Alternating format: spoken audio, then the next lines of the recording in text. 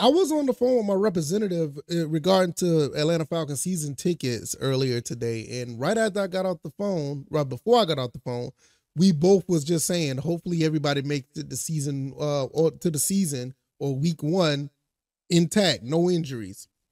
Soon as I got off the phone, I look at my screen. Then you had Rondell Moore, wide receiver for the Atlanta Falcons, was injured. Right leg was injured. Was in a cast and carted off the field. This is really unfortunate. It really is, because this was a guy that was going to be a part of that dynamic offense with Pitts, London, Darnell Mooney, and we was going to have a pretty dynamic passing game. He was going to be a part of it.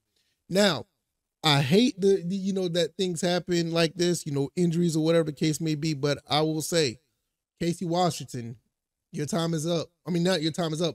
Your time is now. Casey Washington could come in and, be the next man up. I don't think he's going to be playing the same role that Darnell Mooney was, but you probably going to see more of him now. I would love to see him in his offense. The way that he plays, he's versatile. He can do a little bit of everything, and it would have been another weapon, but it's just really unfortunate. I don't know if it's something really, serious, but the way that everybody, responded, everybody took a knee and was, and practice was canceled.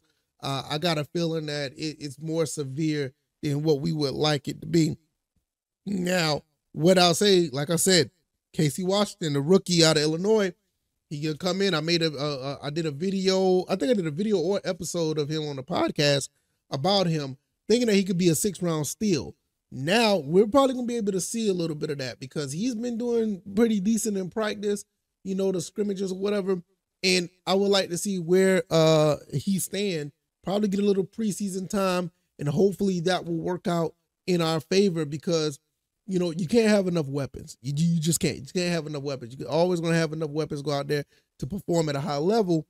And I think that's one of the reasons why, even though we had everything in place through the free agency, we still picked up a Casey Washington.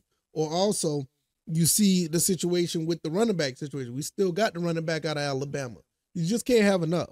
Anybody could come in and contribute in some way, and we'll just see, how that plays out.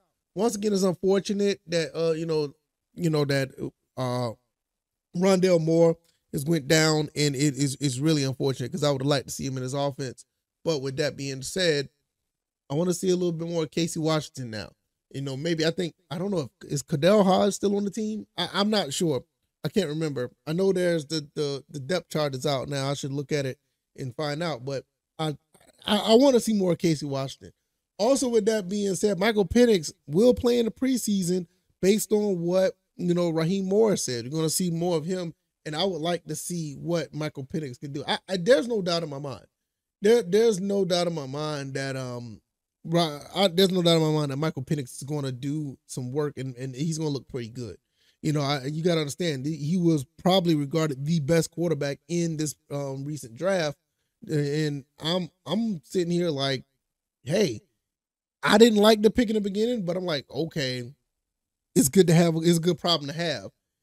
Something happens to Kirk Cousins, you still want to, have him, still rehabbing, even though they say he's good to go. Don't want to put that much pressure on him in his body right now. Put Michael Penix out there, see what he can do. There's already reports that Raheem Morris saying that you might not see much of Kirk Cousins at all.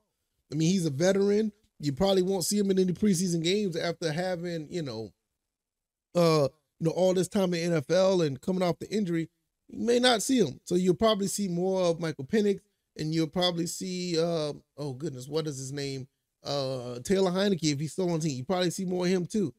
Even the other guy that they were talking about, what is John Paddock, you might see him. You just never know. But it's good to see because you kind of get a look of what we have at the quarterback position. You kind of know what you got with a, Kirk Cousins. And with Michael Penix, can he light it up enough that people be like, all right, man, we got a good situation here. We good with Kirk Cousins and the backup is good too, but what happened if he lights it up too good? Like what happens then?